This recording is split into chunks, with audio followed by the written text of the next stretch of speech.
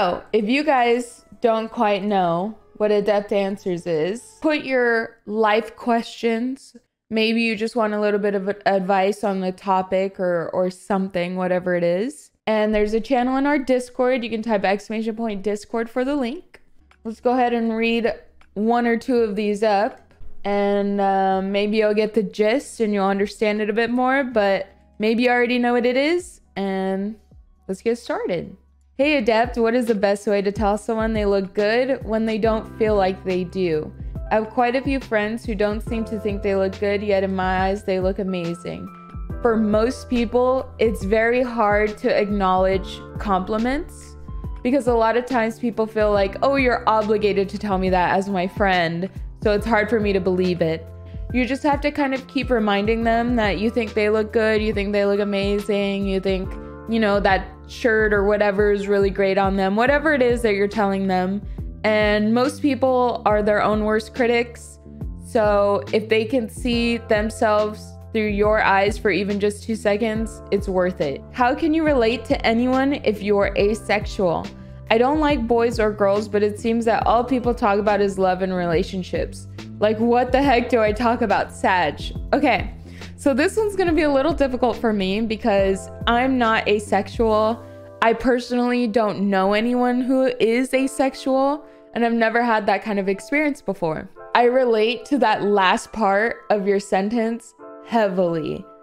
I feel like so many people in this world are just concerned about like being in a relationship and being super in love and being, you know, having amazing, awesome sex with someone.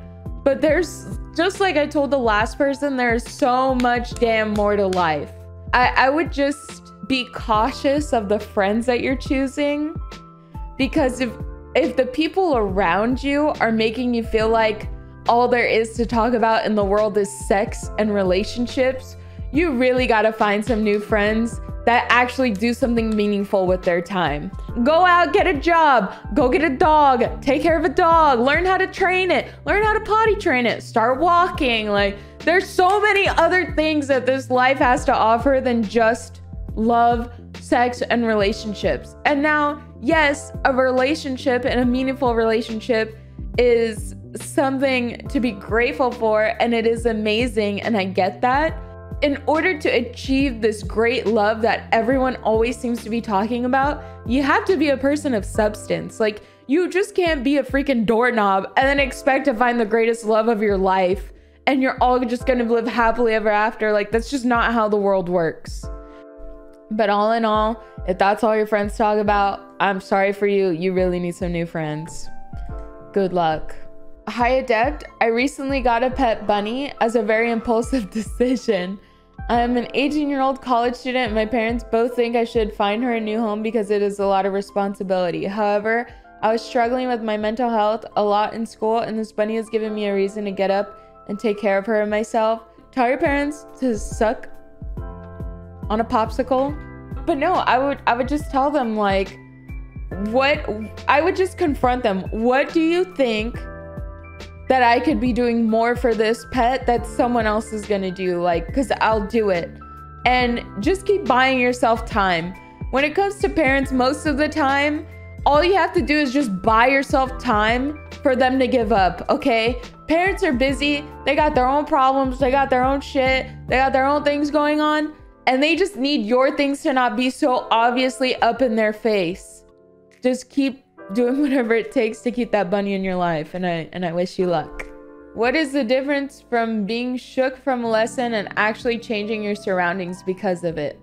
I think this one depends on your circumstances a little bit, because I know when I was younger, there were so many things about like my life and my surroundings that I would just pray every day, like, oh my gosh, I just hope one day I have the power to change this. Like, I just hope one day I'm in a position where it's not like this anymore.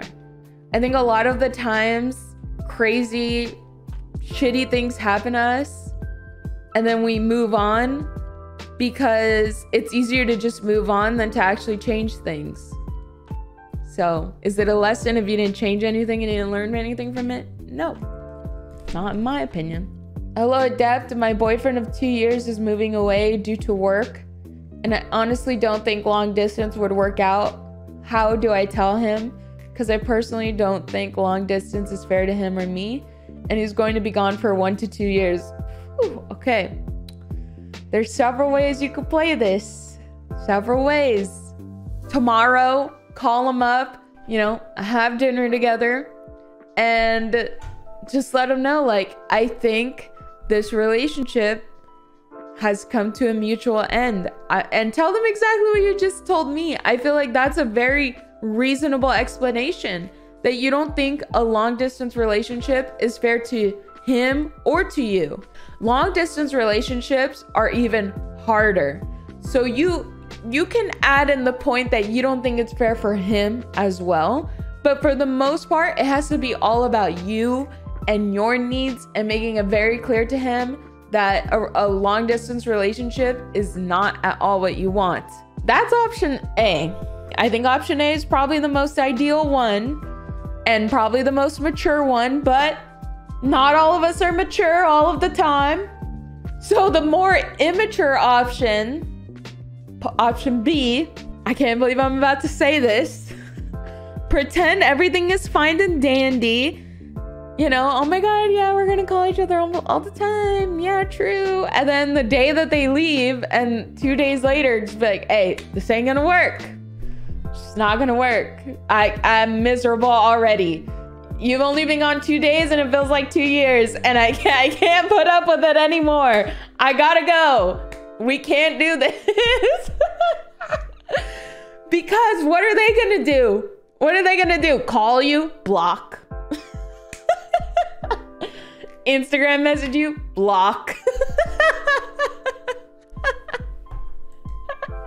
Hey, you guys are getting mad, but I made it very clear that this is the immature backup plan B, okay? I don't recommend plan B, option B. I definitely recommend option A. I think that's a more civil, good way to go with it. But if all else fails, do what you got to do for your happiness. Because the facts of it is, and I know Chad got real mad at me for option B, but the facts of it is that there are some people in this world, and I hope that your boyfriend is not one of them, but there are some people in this world that no matter how much closure you give them, and no matter how much honesty and maturity and patience that you offer them, they are just never gonna fucking get it.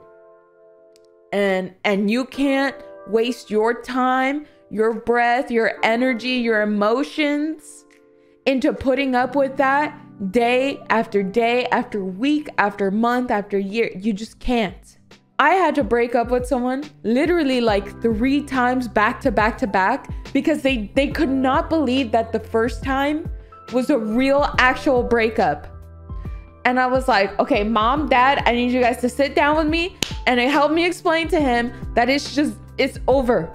I don't know what else to say. I've tried so many different words, patience, hours, and it was emotionally exhausting. And it was like, I need to move on with my life. Like, this is exactly everything I've been asking you not to do, and you're doing it even worse. This doesn't make me want to go back. Yeah, guys, it was Felix. You guys called me, it was Felix. No, you guys are fucking annoying. Anyways, it was like 10 years ago when half of you were still in fucking diapers. It was a very long time ago, and this person would track me down for the next several years for that closure that they claim I did not give them. And I'm like, I sat you down in my home with my family to explain to you how over it really was, how the things that I needed in the future. And years later, you're still not doing it. Years later, you're still fucking up and you just don't get it.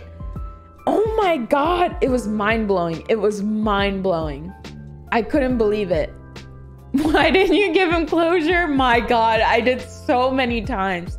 So many times I was just patient and calm. And it was the most loving breakup that I could ever offer to anybody. And the dude he didn't want to believe it was real. He did not want to accept it. And it was real. It was real. I'm obviously not in that relationship. Obviously. A long time ago. I've talked about this a couple times, and usually it comes up in the Adept Answers thing. But I try not to get too into it because it's very personal for everyone. And it's like, shit, if that was about me, like, I'd be embarrassed, you know? Like, I'd be like, oh my God, I can't, like, I'd be embarrassed if someone had that to say about me. Like, yeah, for years she tried calling me back to get back together with me. Like, that's embarrassing.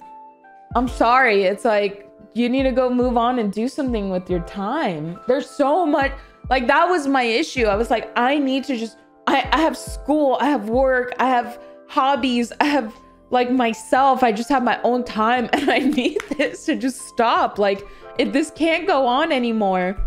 Like I said, I recommend option A, but if option A fails and fails and fails, hey, hit up option B. And it is what it is, and you live on your life, and you have a good time, and you enjoy yourself, and you make sure you're the best you that you could possibly be.